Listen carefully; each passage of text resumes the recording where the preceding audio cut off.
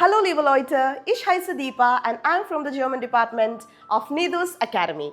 In this video, I'm going to clarify how to use the preposition to, which sometimes can be zu, nach, auf, an, depending on the situation and in the context in which you are using it.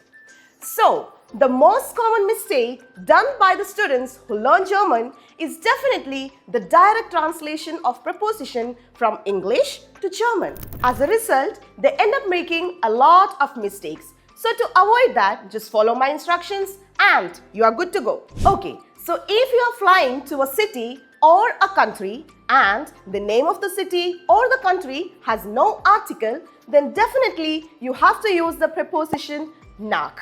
Let me tell you how. Zum Beispiel, ich fliege nach Deutschland. I'm flying to Germany.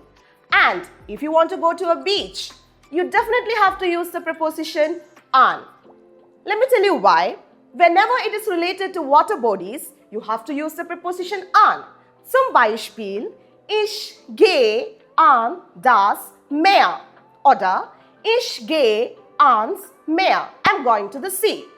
Anderes Beispiel ist, ich gehe an den Strand. I'm going to the beach.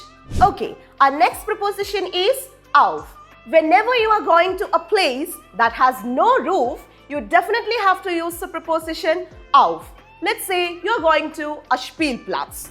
Spielplatz are generally open, right? So in this situation, you can use the preposition auf. Zum Beispiel, ich gehe auf den Spielplatz. I'm going to the playground.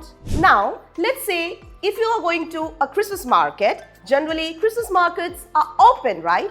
In this situation, you can also use the preposition auf.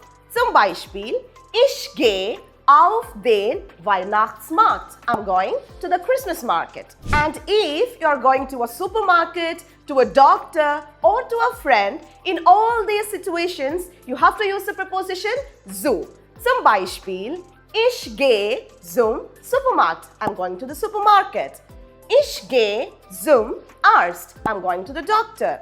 Ich gehe zu meinen Freunden. I'm going to my friends. So I hope all the doubts of the preposition related to is clear in this video. Also, das ist alles für heute.